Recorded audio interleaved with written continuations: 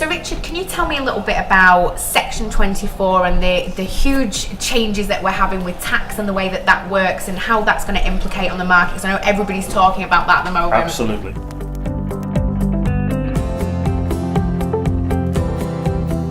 You are right. It looks like this will have a major impact predominantly on investors in the south of England.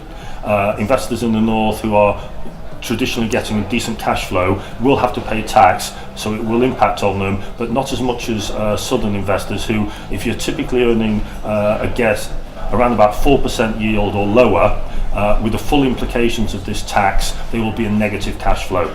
So unfortunately, that will cause a lot of landlords financial distress. So we're anticipating that a lot of them will probably be retiring early, selling up. What that may or may not do to the marketplace, we don't know yet, but it could certainly have opportunities for new investors or even existing investors to be potentially picking up some bargains, but we will see.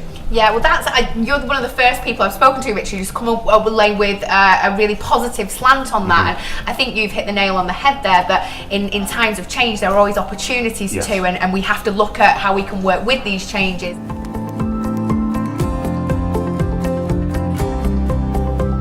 Are there any tips you have for investors who may be worried about the changes with the tax situation? Certainly. I think number one is cash flow. That's imperative. You've got to make sure that you've got a decent buffer. Also, talk to a decent, knowledgeable tax advisor or accountant who understands property, because the biggest problem at the moment that investors are coming back to me on is that accountants saying you need to incorporate because you'll pay less tax. But a lot of the accountants are not aware that there is a disparity between interest rates. So, for example, for a limited company, you may find you could be paying 4% interest rates at the moment, whereas for a personal buy-to-let, you may only be paying about 2% interest rates. So you've got to talk to your accountant and say, look, there's 100% disparity in that example. Is it still worth me doing a limited company incorporation because I'm going to be paying 100% more interest to maybe save 20% in tax? And that's where you need specific advice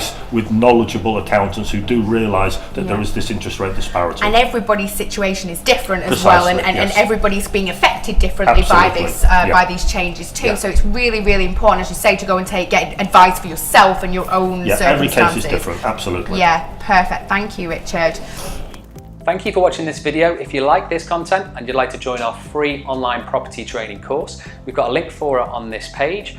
And in there we cover a range of different property strategies to help you get started, either building a long-term property portfolio or creating cash flowing property business. We also look at ways to increase your return on investment with any of the properties you're maybe considering. And we also have a couple of cheat sheets and downloadable documents in there as well. Simply click on the link to join the free training course today.